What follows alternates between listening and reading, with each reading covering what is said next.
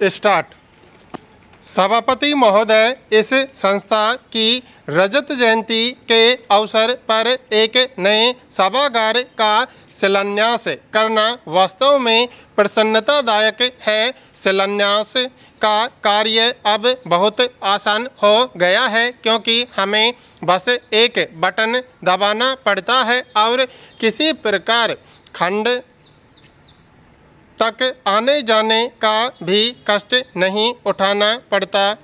इसमें कोई संदेह नहीं कि हमारे समय में आयुर्विज्ञान ने बहुत उन्नति की है, विशेषतः गत 25 वर्षों में, और हमें इस उन्नति से बहुत लाभ पहुंचा है। भारत में चिकित्सा संस्थान अच्छी प्रगति कर रहे हैं। हमारे यहाँ ऐसे डॉक्टर और नर्सें तैयार हो रही हैं जिनकी तुलना दुनिया के किसी भी ऐसे देश के डॉक्टरों और नर्सों से की जा सकती है जहाँ चिकित्सा विज्ञान बहुत विकसित है।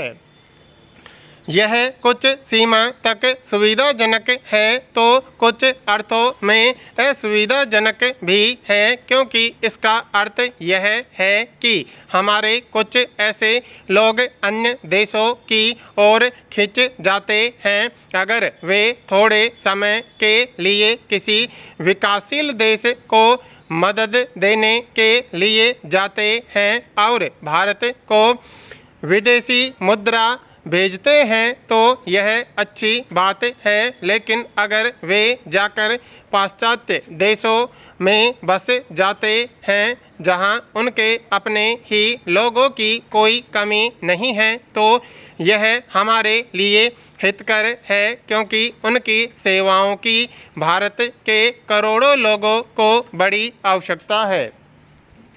एक अन्य समस्या यह है कि आयुर्विज्ञान जितना ही उन्नत तथा सूक्ष्म होता जाता है और अधिक संख्या में लोग जटिल विशेषताओं की ओर आकर्षित होते जाते हैं और ऐसे लोग आमतौर पर सामान्य चिकित्सा या उन सामान्य रोगों के उपचार को हेय समझने लगते हैं जिन्हें अपेक्षाकृत गरीब तथा बहुसंख्यक लोगों में पाया जाता है। हमें ज़रूरत है एक तरह के संतुलन की, ठीक वैसे ही जैसे उद्योगों के क्षेत्र में हमें भारी उद्योग भी चाहिए और साथ ही हमारे देश की इस समय जो स्थिति है उसमें मझोले लघु एवं कुटीर उद्योग, ग्रामोद्योग तथा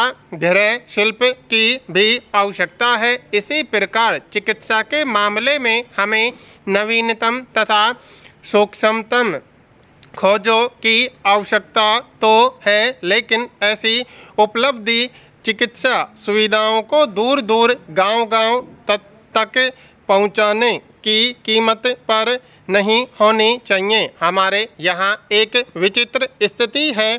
अधिकाधिक लोग चिकित्सा व्यवसाय को अपना रहे हैं और फिर भी उनमें से अधिकांश भारत की आबादी के केवल 20% को चिकित्सा का लाभ दे रहे हैं। सभापति महोदय, चिकित्सा व्यवसाय से संबद्ध लोगों को एक व्यापक परिवेश के संदर्भ में विचार करना चाहिए। केवल नई दवाइयों की खोज, अन्य देशों से नई जानकारी उपलब्ध करना और हमारे देश में प्राचीन काल में जो कुछ था तथा आज भी जो कुछ है उसके बारे में अनुसंधान करना ही पर्याप्त नहीं है। उन्हें साथ ही यह भी कोशिश करनी चाहिए कि पद्धति चाहे वह नई हो या पुरानी पूरे देश के काम आ सके। आज हमारा प्रमुख काम है लोगों के जीवन स्तर को ऊंचा उठाना और यह काम निचली सतह से शुरू करना होगा।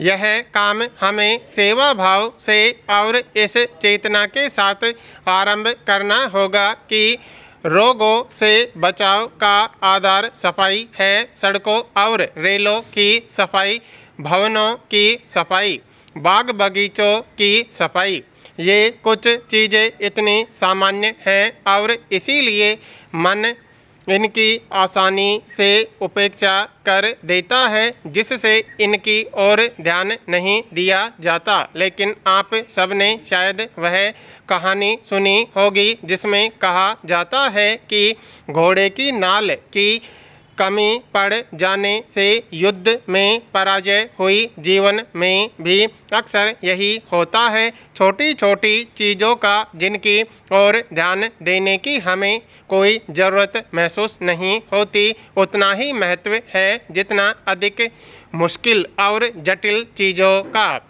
चिकित्सा व्यवसाय के बारे में हम तभी कह सकते हैं कि उसने भारतीय जनता की अपेक्षित सेवा की है जब वह अपने ज्ञान का समन्वय इस इच्छा के साथ कर सके कि वह सभी उपलब्ध जानकारी और विधियों को जनता की सेवा में लगा देना चाहेगा।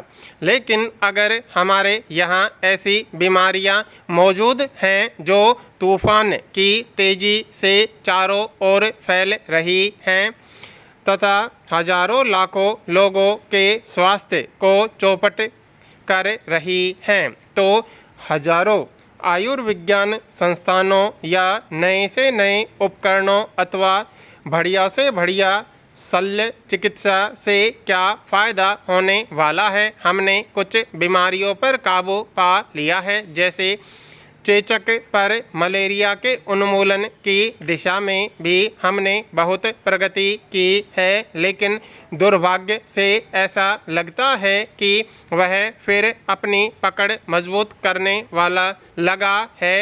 अन्य कई बीमारियों पर भी नियंत्रण पाने की कोशिश की जा रही है, लेकिन इसके लिए डॉक्टरों तथा चिकित्सकों को लगातार सतर्क रहना होगा और लोगों को यह बताने की कोशिश करनी होगी वे स्वयं अपनी देखभाल किस प्रकार करें।